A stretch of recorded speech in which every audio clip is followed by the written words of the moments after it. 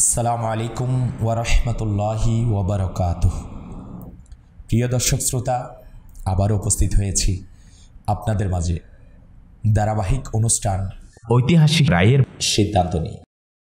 আজ আমরা ইসলামী জাহানের তৃতীয় খলিফা আমিরুল মুমিনিন হজরত উসমান গনি রাদিয়াল্লাহু তাআলা আনহু এর জীবনের শেষ সিদ্ধান্ত সম্পর্কে জানব। এটি ছিল সেই সিদ্ধান্ত যা আপাত দৃষ্টিতে তার শাহাদাতের কারণ হয়ে দাঁড়িয়েছিল। এটা ছিল সেই সিদ্ধান্ত যা তার বিরুদ্ধে যুদ্ধ করতে আসা বিরোধীদের সঙ্গে লড়াই না করার সিদ্ধান্ত। প্রিয় দর্শক শ্রোতা, এখান থেকে অনেক কিছু শিকার রয়েছে, জানবো আমরা। হজরতে উসমানে গনি রাদিয়াল্লাহু তাআলা আনহু খিলাফতের সময়কাল মোট 12 বছর। প্রথম 6 বছর জনগণের পক্ষ থেকে তার প্রতি কোনোরূপ অভিযোগ ছিল না, বরং এই সময়ে তিনি হজরত ওমর রাদিয়াল্লাহু তাআলা আনহু এর চেয়েও বেশি জনপ্রিয় হয়ে উঠেছিলেন। কারণ হজরতে ওমর রাদিয়াল্লাহু তাআলা আনহু এর স্বভাব কিছুটা দৃঢ় প্রকৃতির ছিল, আর হজরত উসমান গনি রাদিয়াল্লাহু তাআলা আনহু অত্যন্ত কোমল ও সদয় ছিলেন। কিন্তু শেষ 6 বছর কিছু গভর্নরের কারণে জনগণের মধ্যে তার বিরুদ্ধে অভিযোগ আসতে শুরু করে। তিনি রাদিয়াল্লাহু তাআলা আনহু হজরত আবদুল্লাহ ইবনে আবি সারহাকে মিশরের গভর্নর নিয়োগ করেছিলেন। তবে গভর্নর হওয়ার মাত্র 2 বছর অতিবাহিত না হতেই মিশরের জনগণের মধ্যে তার বিরুদ্ধে অসন্তোষজনক অনুভূতি সৃষ্টি হয়। তারা হজরত উসমান গনি রাদিয়াল্লাহু তাআলা আনহু এর কাছে তার বিরুদ্ধে অভিযোগ পেশ করে। তিনি রাদিয়াল্লাহু তাআলা আনহু চিঠির মাধ্যমে হজরত আবদুল্লাহ ইবনে আবি সারহাকে কঠোরভাবে সতর্ক করেন এবং দৃঢ়ভাবে বলেন, সাবধান, ভবিষ্যতে যেন তোমার বিরুদ্ধে কোনো অভিযোগ আমার কাছে না আসে। কিন্তু আবদুল্লাহ ইবনে আবি সারহা খলিফার প্রেরিত চিঠির কোনো তোয়াক্কা করল না, বরং মিশরের যেসব লোক মদিনা শরীফ জাদাহাল্লাহু শারাফা ওয়া তাযীমাতে এসে গভর্নরের বিরুদ্ধে অভিযোগ করেছিল, সে তাদের হত্যা করে দেয়। এই ঘটনার ফলে মিশরের অবস্থা আরও বেশি অবনতি ঘটে। পরিস্থিতি এতটাই খারাপ হয়ে যায় যে সেখান থেকে 700 জন মানুষ মদিনা শরীফ জাদাহাল্লাহু শারাফা ওয়া তাযীমাতে এসে হজরত উসমান গনি রাদিয়াল্লাহু তাআলা আনহু এর কাছে হজরত আবদুল্লাহ ইবনে আবি সারহের অবিচারের অভিযোগ উপস্থাপন করে। তারা শুধু খলিফাকেই অভিযোগ জানান, বরং অন্যান্য সাহাবায়ে কেরাম আলাইহিম রিদওয়ানগণের কাছেও তাদের সমস্যার কথা তুলে ধরেন। এরপর সেই সাহাবায়ে কেরাম আলাইহিম রিদওয়ানগণ এই বিষয়ে উসমানে গনি যুন্নুরাইন রাদিয়াল্লাহু তাআলা আনহু এর সাথে আলোচনা করেন। এই সময় উম্মুল মুমিনিন হজরত মা আয়েশা সিদ্দিকা রাদিয়াল্লাহু তাআলা আনহা খলিফার কাছে একটি বার্তা পাঠান। তাতে তিনি রাদিয়াল্লাহু তাআলা আনহা জানান, রাসূলুল্লাহ সাল্লাল্লাহু তাআলা আলাইহি ওয়া আলিহি ওয়াসাল্লামের সাহাবীরা আপনার দরবারে এসেছেন এবং তারা হজরত আবদুল্লাহ ইবনে আবি সারহা যার বিরুদ্ধে হত্যার অভিযোগ রয়েছে তার অপসারণের দাবি জানাচ্ছে। আপনার উচিত এমন ব্যক্তির বিরুদ্ধে যথাযথ শাস্তিমূলক ব্যবস্থা গ্রহণ করা। এরপর মাওলা আলী শেরে খুদা রাদিয়াল্লাহু তাআলা আনহু স্বয়ং উপস্থিত হলেন এবং তিনিও একই পরামর্শ দিলেন, আপনার উচিত তার পরিবর্তে অন্য কাউকে গভর্নর নিয়োগ করা। এরপর হজরত উসমান গনি রাদিয়াল্লাহু তাআলা আনহু মিশরের জনগণকে লক্ষ্য করে বললেন, আপনারা নিজেরাই একজন গভর্নর নির্বাচন করুন। আমি আবদুল্লাহ ইবনে আবি সারহাকে অপসারণ প্রত্যাহার করে আপনাদের মনোনীত ব্যক্তিকে গভর্নর হিসাবে নিয়োগ করি। প্রিয় দর্শক শ্রোতা, মিশরের লোকেরা হজরত আবু বকর সিদ্দিক রাদিয়াল্লাহু তাআলা আনহু এর পুত্র হজরত মুহাম্মদ ইবনে আবু বকর রাদিয়াল্লাহু তাআলা আনহুমাকে গভর্নর হিসাবে মনোনীত করেন। হজরত উসমান গনি রাদিয়াল্লাহু তাআলা আনহু জনগণের এই পছন্দ মেনে নেন এবং হজরত মোহাম্মদ ইবনে আবু বকর রাদিয়াল্লাহু তাআলা আনহু এর জন্য নিয়োগপত্র এবং হজরত আবদুল্লাহ ইবনে আবি শারহের জন্য অপসারণপত্র লিখে দেন। যান উপরে যান বাবা। এরপর হজরত মোহাম্মদ ইবনে আবু বকর রাদিয়াল্লাহু তাআলা আনহু এই চিঠিগুলো সঙ্গে নিয়ে মিশরগামী 700 জন ব্যক্তি এবং কিছু আনসার ও মুহাজির সাহাবী এর সঙ্গে মিশরের উদ্দেশ্যে রওনা হলেন। প্রিয় দর্শক শ্রোতা, এই কাফেলা মদিনা শরীফ জাদাহাল্লাহু শারাফা ওয়া তা'যীমা থেকে মাত্র 3য় মঞ্জিলে পৌঁছেছিলেন। তখন তারা এক হাবশী গোলামকে দেখতে পেল যে অত্যন্ত দ্রুত গতিতে মিশরের দিকে এগিয়ে যাচ্ছিল। তার আচরণ ও অস্বাভাবিক দ্রুত গতি দেখে কাফেলার লোকেরা বুঝতে পারল যে হয়তো এই ব্যক্তি তার মালিকের কাছ থেকে পালিয়ে এসেছে, অথবা এটি গুরুত্বপূর্ণ কোনো বার্তাবাহক হবে। তারা তার সামনে গিয়ে তাকে ধরে ফেলল এবং জিজ্ঞাসা করল, তুমি কে? কোথা থেকে এসেছো? পালিয়ে এসেছো নাকি কাউকে খুঁজছো? তখন সে জবাব দিল, আমি আমিরুল মুমিনিন হজরত উসমান গনি রাদিয়াল্লাহু তাআলা আনহু এর গোলাম। তারপর বলল, আমি মারওয়ান ইবনে হাকামের গোলাম।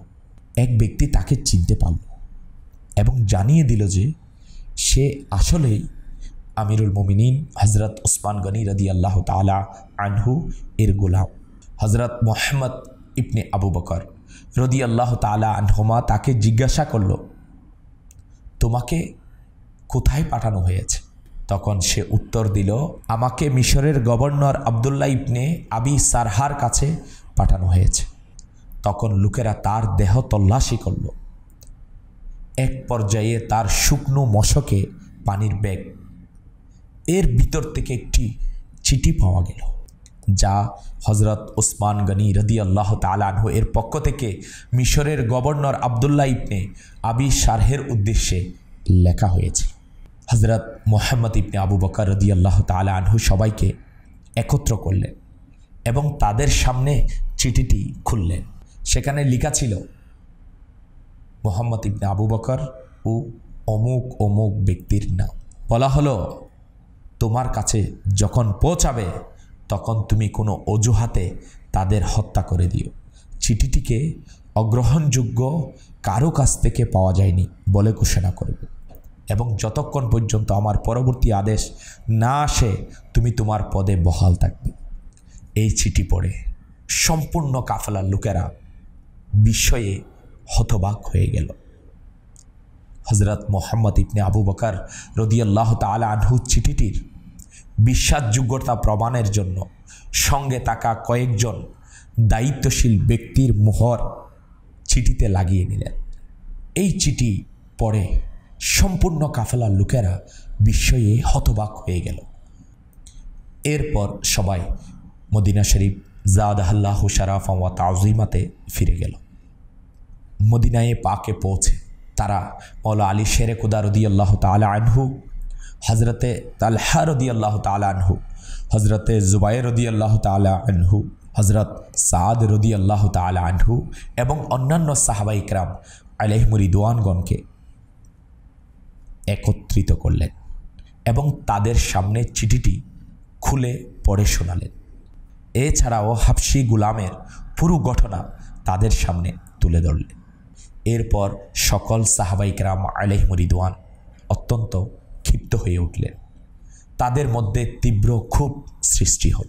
অবশেষে প্রত্যেকেই ক্ষোভ ও দুঃখের সাথে নিজেদের বাড়িতে ফিরে গেলেন।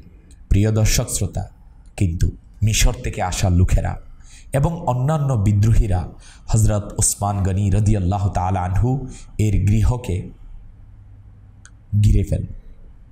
মওলা আলী শেরে খুদা রাদিয়াল্লাহু তাআলা আনহু যখনই এই পরিস্থিতি দেখলেন তখন তিনি হজরত তালহা রাদিয়াল্লাহু তাআলা আনহু, হজরত জুবাইর রাদিয়াল্লাহু তাআলা আনহু এবং হজরত সাদ রাদিয়াল্লাহু তাআলা আনহু, হজরতে আম্মার রাদিয়াল্লাহু তাআলা আনহু এবং অন্যান্য প্রবীণ সাহাবায়ে কিরাম আলাইহিমুর রিদওয়ানগণকে সঙ্গে নিয়ে হজরত উসমান গনি রাদিয়াল্লাহু তাআলা আনহুর ঘরে উপস্থিত হলেন।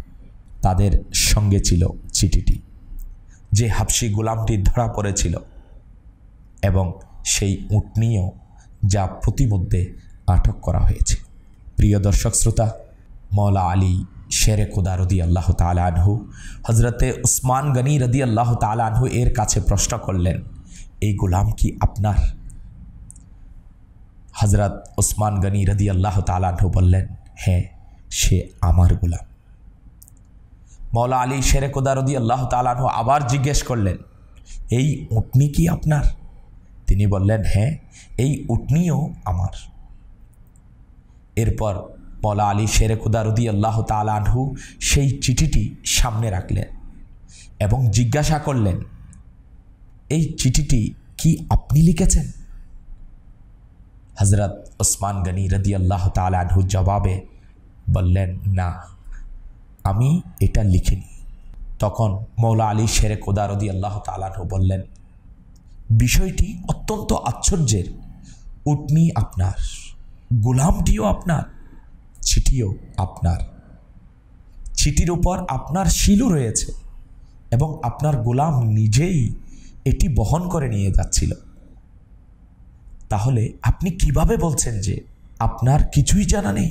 হযরত উসমান গনি রাদিয়াল্লাহু তাআলা আনহু আল্লাহ পাকের কসম খেয়ে বললেন, আমি আল্লাহ তাআলার শপথ করে বলছি, আমি এই চিঠি লিখিনি, আমি কাউকে দিয়ে লিখাইওনি, এবং আমি এই গোলামকে চিঠি দিয়ে মিশরের উদ্দেশ্যে পাঠাইওনি।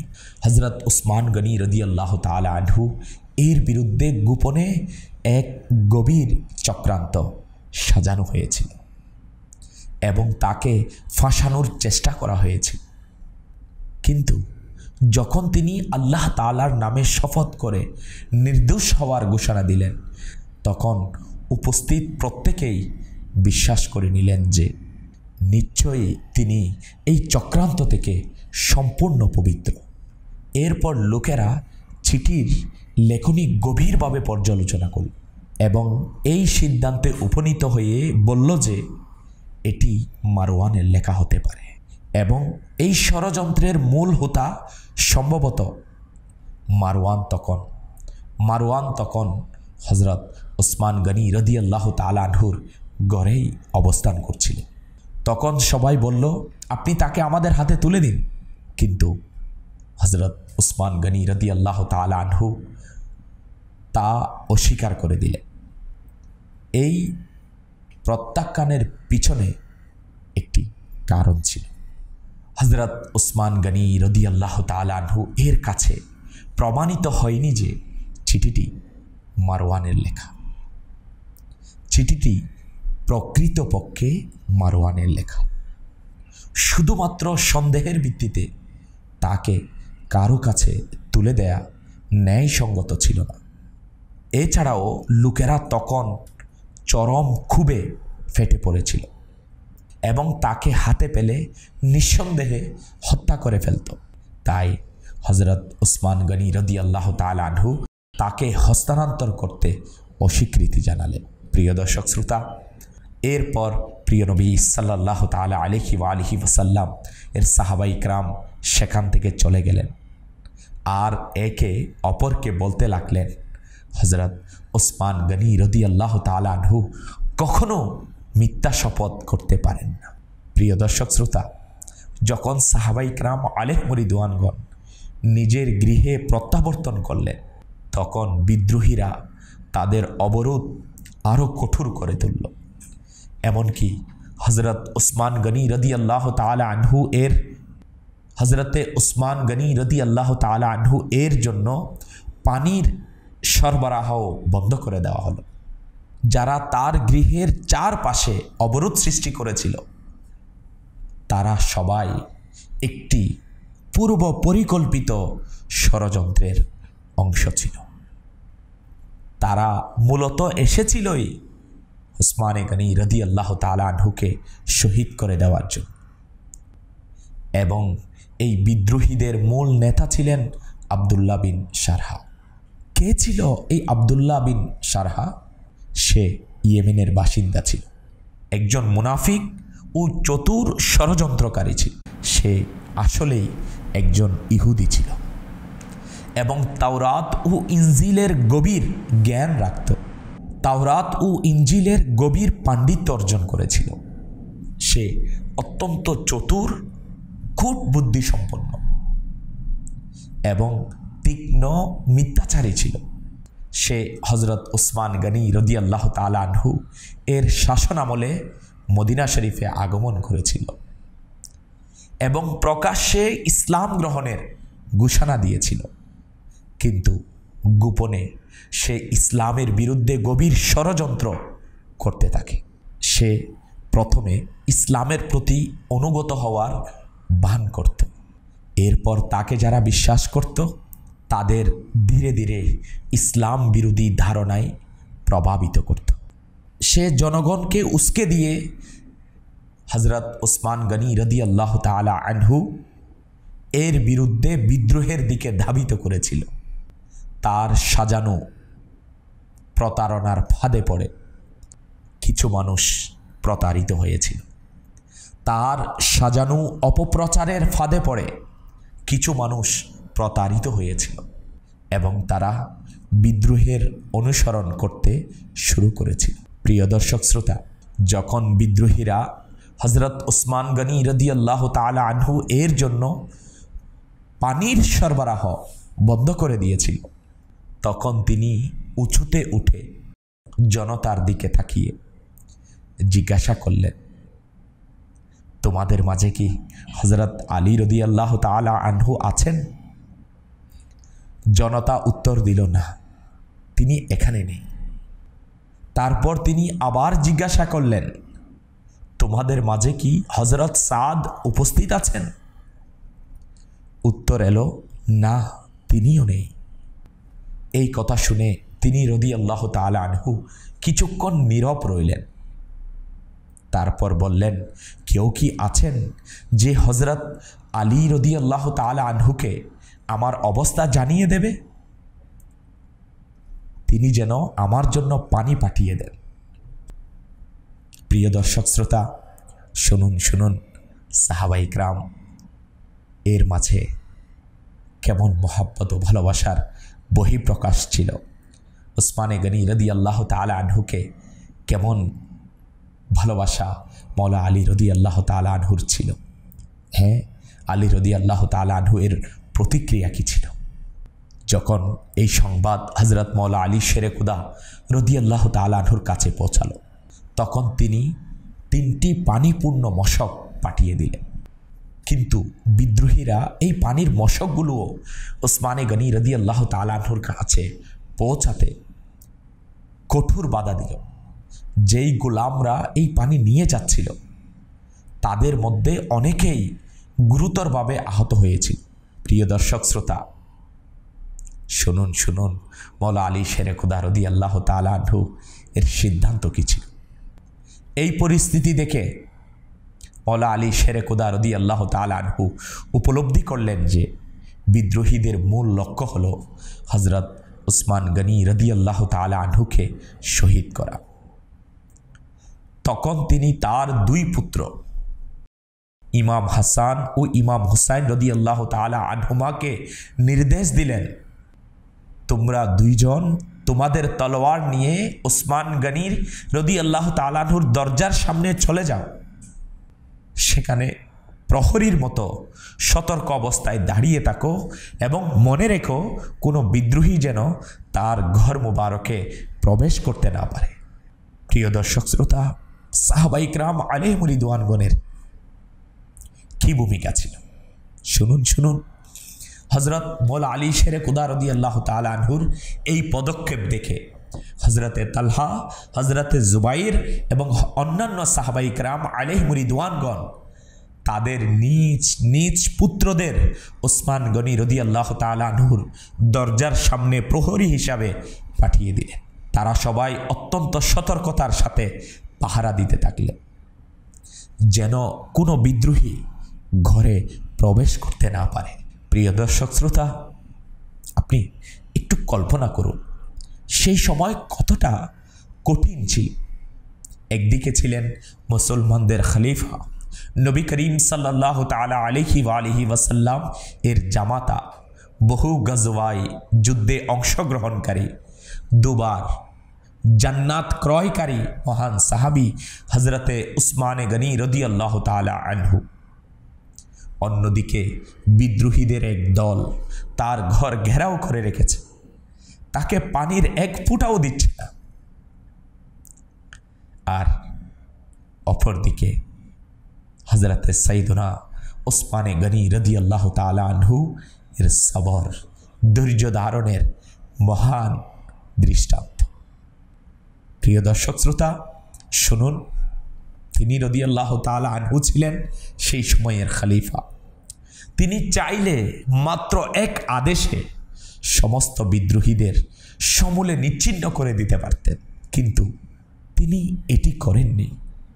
কারণ তিনি চাচ্ছিলেন না যে তার কারণে রাসূলুল্লাহ সাল্লাল্লাহু তাআলা আলাইহি ওয়াসাল্লাম এর পবিত্র শহর মদিনা শরীফে জাদাহাল্লাহু শারাফা ওয়া তাযীমাতে কোনো রক্তপাত হোক।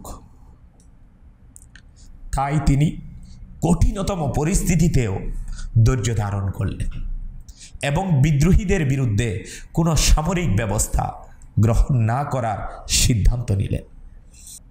আল্লাহ আকবার, আল্লাহ আকবার। মদিনা শরীফের প্রতি কেমন আদব হজরতে সাইয়্যিদুনা উসমানে গনি রাদিয়াল্লাহু তাআলা আনহু এর অন্তরে ছিল। হ্যাঁ হ্যাঁ প্রিয় দর্শক শ্রোতা, শুনুন শুনুন, যখন বিদ্রোহীদের অবরোধ অত্যন্ত কঠোর হয়ে উঠল, তখন হজরত আব্দুল্লাহ ইবনে ওমর রাদিয়াল্লাহু তাআলা আনহু কয়েকজন মুহাজির সাহাবীকে সঙ্গে নিয়ে হজরতে উসমানে গনি রাদিয়াল্লাহু তাআলা আনহু এর দরবারে উপস্থিত হলেন।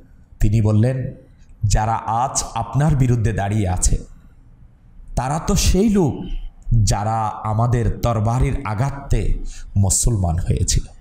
আজও তারা ভয়ে কাপড়ে নাপাক হয়ে যাবে, ভয়ে তাদের কাপড় অপবিত্র হয়ে যাবে।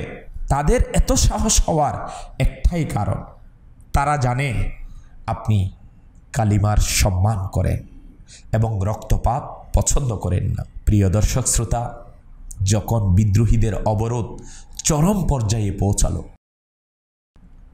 তখন হজরত আব্দুল্লাহ ইবনে ওমর রাদিয়াল্লাহু তাআলা আনহু এর মতো মহান সাহাবায়ে কেরাম আলাইহিম রিদওয়ানগণ এসে বললেন, হে আমিরুল মুমিনিন, আমাদের একবার অনুমতি দিন, আমরা তাদের প্রকৃত অবস্থা বুঝিয়ে দেব। কিন্তু হজরত উসমান গনি রাদিয়াল্লাহু তাআলা আনহু কি উত্তর দিলেন? খলিফা আমিরুল মুমিনিন উত্তর দিলেন, আল্লাহ পাকের কসম, আমার প্রাণের বিনিময়ে হলেও আমি ইসলামী উম্মার মধ্যে ফিতনা ও বিভেদ সৃষ্টি হতে দেব না। প্রিয় দর্শক শ্রোতা, এই কথা শোনার পর হজরতে উসমানে গনি রাদিয়াল্লাহু তাআলা আনহু এর সব গোলাম, যারা একটি বিশাল বাহিনীর সমতুল্য ছিল, তারা অত্যন্ত বেকুলতার সঙ্গে বললেন, আমরা তো সেই সৈনিক যাদের তরবারি খুরশান থেকে আফ্রিকা পর্যন্ত শত্রুরা সহ্য করতে পারেনি। যদি আপনি অনুমতি দেন তবে আমরা এই বিদ্রোহীদের চিরতরে শেষ করে দিতে পারি। তিনি রাদিয়াল্লাহু তাআলা আনহু বললেন, তোমরা যদি সত্যিই আমার সন্তুষ্টি চাও তবে তোমাদের অস্ত্র ফেলে দাও। যে আমার জন্য লড়তে চায় সে আমার আদেশ মানুক, হাত থেকে তরবারি নামিয়ে নিক। এরপর তিনি রাদিয়াল্লাহু তাআলা আনহু আরও বললেন, শুনো, আমি ঘোষণা করছি, যেই অস্ত্র ফেলে দেবে সে হবে মুক্ত। আমি তাকে আল্লাহ পাকের নামে স্বাধীন করে দিলাম। প্রিয় দর্শক শ্রোতা, এরপরও তার গোলামরা কাঁদতে কাঁদতে বললেন, আমরা আপনার জন্য জীবন দিতে প্রস্তুত, আমরা মরতে রাজি, কিন্তু আপনাকে একা ছেড়ে যেতে পারি না। তখন তিনি রাদিয়াল্লাহু তাআলা আনহু কসম করে বললেন, আল্লাহ পাকের শপথ, আমার জন্য রক্তপাত হোক, তার চেয়ে আমি রক্তপাতের আগেই শহীদ হতে রাজি। প্রিয় দর্শক শ্রোতা, এই যেন এক শহীদের নিশ্চিত ভবিষ্যৎবাণী। হযরত উসমান গনি রাদিয়াল্লাহু তাআলা আনহু যখন তার গোলাম সাহাবায়ে কেরাম আলাইহিম রিদওয়ানগণকে যুদ্ধের অনুমতি দিলেন না, তখন সবাই বিস্মিত হয়ে গেল। তিনি রাদিয়াল্লাহু তাআলা আনহু বললেন, আমার শাহাদাত নির্ধারিত হয়ে গেছে। আল্লাহ পাকের রসুল সাল্লাল্লাহু তাআলা আলাইহি ওয়াসাল্লাম নিজে আমাকে এই সুসংবাদ দিয়েছেন। এরপর তিনি রাদিয়াল্লাহু তাআলা আনহু আরও বললেন, যদি তোমরা লড়াই করো তবুও আমার হত্যা রোধ হবে না, তাই রক্তপাত করে কোনো লাভ নেই। প্রিয় দর্শক শ্রোতা, বাইরে থাকা বিদ্রোহীরা যখন দেখল যে দরজার সামনে এত কঠোর পাহারা রয়েছে যে ভিতরে প্রবেশ করা সম্ভব নয়, তখন তাদের মধ্যে 3 জন একজন আনসারি এর বাড়িতে ঢুকে পড়ল এবং সেখান থেকে 7 টপকে আমিরুল মুমিনিন রাদিয়াল্লাহু তাআলা আনহু এর ঘর মুবারকে প্রবেশ করল। তাদের আসার খবর অন্যদের জানা হয়নি, কারণ যারা ঘরে উপস্থিত ছিলেন তারা ছাদের উপরেই ছিলেন। নিচে আমিরুল মুমিনিন রাদিয়াল্লাহু তাআলা আনহু এর পাশে শুধু তার সম্মানিতা স্ত্রী হযরত নাইলা রাদিয়াল্লাহু তাআলা আনহা ছিলেন। ওই 3 জনের মধ্যে মুহাম্মদ বিন আবু বকর ছিলেন। তিনি প্রথমে এগিয়ে এসে উসমান গনি রাদিয়াল্লাহু তাআলা আনহু এর দাড়ি মুবারক ধরে ফেললেন। এই অবস্থায় হযরত উসমান গনি রাদিয়াল্লাহু তাআলা আনহু তাকে বললেন, যদি তোমার বাবা হযরত আবু বকর সিদ্দিক রাদিয়াল্লাহু তাআলা আনহু তোমাকে আমার সাথে এমন আচরণ করতে দেখতেন তবে তিনি কি বলতেন? এই কথা শুনে মুহাম্মদ বিন আবু বকর ছেড়ে দিলেন। কিন্তু প্রিয় দর্শক শ্রোতা, ঠিক সেই সময় বাকি 2 জন সামনে এসে হযরতে উসমান গনি রাদিয়াল্লাহু তাআলা আনহু এর উপর ঝাঁপিয়ে পড়ে এবং নির্মমভাবে তিনি রাদিয়াল্লাহু তাআলা আনহুকে শহীদ করে দেয়। প্রিয় দর্শক শ্রোতা, যখন আমিরুল মুমিনিন রাদিয়াল্লাহু তাআলা আনহু এর উপর হামলা হলো এবং শত্রুরা তাকে শহীদ করছিল, তখন তার সম্মানিতা স্ত্রী হযরত নাইলা রাদিয়াল্লাহু তাআলা আনহা অত্যন্ত চিৎকার চেঁচামেচি করলেন। কিন্তু তখন বাইরে বিদ্রোহীরা এত বেশি হট্টগোল করছিল যে তার আর্তনাদ কেউ শুনতে পেল না। হযরত উসমান গনি রাদিয়াল্লাহু তাআলা আনহু শহীদ হওয়ার পর হযরত নাইলা রাদিয়াল্লাহু তাআলা আনহা গড়ের ছাদে থাকা লোকদের জানালেন যে আমিরুল মুমিনিন রাদিয়াল্লাহু তাআলা আনহুকে শহীদ করে ফেলা হয়েছে। লোকেরা তৎক্ষণাৎ নিচে নেমে এলো এবং দেখল যে উসমান গনি রাদিয়াল্লাহু তাআলা আনহু এর পুরো শরীর রক্তে ভেসে যাচ্ছে এবং তার পবিত্র আত্মা দুনিয়া থেকে বিদায় নিয়েছে। যখন হযরত আলী, হযরত তালহা, হযরত জুবাইর, হযরত সাদ এবং অন্যান্য সাহাবায়ে কেরাম আলাইহিম রিদওয়ানগণ ও মদিনা শরীফ জাদাহাল্লাহু শারাফা ওয়া তা'যীমা এর অধিবাসীরা এই মর্মান্তিক সংবাদ শুনলেন, তখন সবাই স্তম্ভিত হয়ে গেলেন। হযরত আলী রাদিয়াল্লাহু তাআলা আনহু তখন হযরত নাইলা রাদিয়াল্লাহু তাআলা আনহা এর কাছে গিয়ে জানতে চাইলেন আমিরুল মুমিনিন রাদিয়াল্লাহু তাআলা আনহুকে কে শহীদ করল। প্রিয় দর্শক শ্রোতা, হযরত নাইলা রাদিয়াল্লাহু তাআলা আনহা বললেন, আমি তাদের চিনি না যারা আমিরুল মুমিনিনকে শহীদ করেছে, তবে আমি দেখেছি যে তাদের সঙ্গে মুহাম্মদ বিন আবু বকর রাদিয়াল্লাহু তাআলা আনহুমাও ছিলেন। এই কথা শোনার পর হযরত আলী রাদিয়াল্লাহু তাআলা আনহু মুহাম্মদ বিন আবু বকর রাদিয়াল্লাহু তাআলা আনহুকে ডেকে পাঠালেন এবং তার কাছে এই হত্যাকাণ্ড সম্পর্কে জানতে চাইলেন। মুহাম্মদ বিন আবু বকর রাদিয়াল্লাহু তাআলা আনহু বললেন, হযরত নাইলা সত্যই বলেছেন, আমি অবশ্যই ঘরের ভিতর প্রবেশ করেছিলাম এবং হত্যা করার ইচ্ছাও করেছিলাম, কিন্তু যখন আমিরুল মুমিনিন রাদিয়াল্লাহু তাআলা আনহু আমার পিতা হযরত আবু বকর সিদ্দিক রাদিয়াল্লাহু তাআলা আনহু এর কথা স্মরণ করিয়ে দিলেন, তখন আমি ভয়ে থমকে যাই এবং তাকে ছেড়ে সরে আসি। তিনি আরও বললেন, আমি আমার এই কাজের জন্য লজ্জিত এবং আল্লাহ তাআলার দরবারে তওবা ও ইস্তেগফার করছি। আল্লাহ পাকের কসম, আমি তাকে হত্যা করিনি। প্রিয় দর্শক শ্রোতা, বিভিন্ন বর্ণনায় এসেছে যে ওসমান গনি রাদিয়াল্লাহু তাআলা আনহুকে যে ব্যক্তি শহীদ করেছিল সে মিশরের বাসিন্দা ছিল। তার চোখ ছিল নীল এবং তার নাম ছিল হিমার। আবার কিছু বর্ণনায় বলা হয়েছে তার হত্যাকারীর নাম আসওয়াদ ছিল। প্রিয় দর্শক শ্রোতা, হযরত ওসমান গনি রাদিয়াল্লাহু তাআলা আনহু 35 হিজরির জিলহজ মাসের আয়ামে তাশরিকে শহীদ হন। তখন তার বয়স ছিল 82 বছর। তিনি রাদিয়াল্লাহু তাআলা আনহু এর জানাজার নামাজ হযরতে জুবাইর রাদিয়াল্লাহু তাআলা আনহু পড়ান এবং জান্নাতুল বকিতে ওসমান গনি রাদিয়াল্লাহু তাআলা আনহুকে দাফন করা হয়েছিল।